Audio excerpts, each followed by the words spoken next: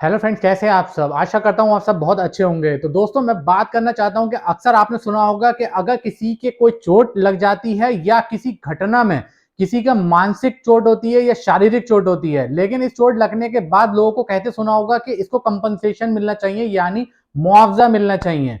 किसकी तरफ से? सरकार की तरफ से। यानी कोई एक्सीडेंट होता है या कोई घटना होती है या फिर कोई क्राइम सीन होता है, तो उसमें विक्टिम को मुआवजे मिलने की बात कही जाती है। तो दोस्तों, ये मुआवजा मिलना केवल दया पर निर्भर होता है या ये इसका भी कोई कानूनी प्रारूप है, कानूनी तरीका है कि मुआवजा यानी कंपनसेशन लेने का? तो दोस्तों, बहुत अच्छी बात बताएंगे, वीडियो को देखिएगा पूरा।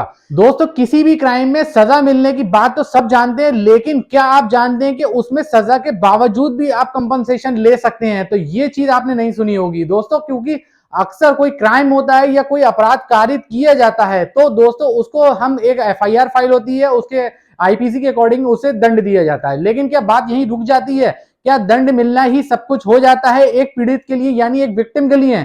तो दोस्तों, मैं आपको बता दूं, अगर आपको किसी तरीके का कोई अपराध कारित होने के बाद भी आप अपना कंपनसेशन कोर्ट के द्वारा ले सकते हैं, क्योंकि वो अपराध में जो आपको चोट लगी है या कोई मानसिक स्थिति पैदा हो गई है आपके लिए, जिससे आने वाले टाइम को आपको बिताना बहुत ही मुश्किल हो जाता है, उस स्थिति की वजह से कोर्ट में केस आप जीत भी गए हैं, उसको सजा भी दिलवा दी है आपने, लेकिन उसके बावजूद भी आप कंपनसेशन फाइल कर सकते हैं।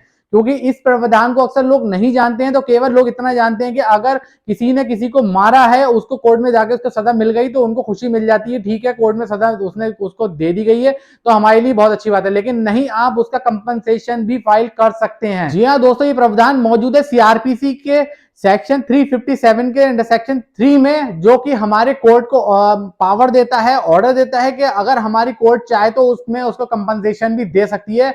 इसमें कंपनसेशन की अगर हम स्कीम बात करें तो विक्टिम कंपनसेशन स्कीम के तहत इसका पेमेंट किया जाता है। यानी जो विक्टिम है, अगर वो परेशान हुआ है, किसी तरीके की सफरिंग हुई है, उसे सफर कर रहा है किसी प्रॉब्लम से, उस अपराध कारित होने के बाद, तो वो विक्टिम अपना को कंपनसेशन इसमें तहत ले सकता है। कंपनसेशन के फंड की बात करें तो ये फंड हमारा सेंट्रल कंपनसेशन फंड स्कीम से लिया जाता है, जिसके तहत राज्य सरकार या सेंट्रल गवर्नमेंट को ऑर्डर दिया जाता है कि कंपनसेशन इसको प्रोवाइड करने के लिए। अगर हम कंपनसेशन की यानी विक्टिम के सपोर्ट की अगर बात करें तो इसका एक केस के बारे में आपको बताता हूं। साउथ दिल्ली का ये केस है। इसमें 14 साल की लड़की के साथ, यानी जो पिता थे उसकी सौतेली बेटी थी, 14 साल की उम्र थी उसकी, उसके साथ रेप किया गया, जिसके कारण वह प्रेग्नेंट भी हो गई। जब ये कोर्ट में मामला गया तो कोर्ट ने इसको उम्र कैद की सजा सुनाई, जो भी उसका पिता था या फिर जो क्राइम जिसने किया था।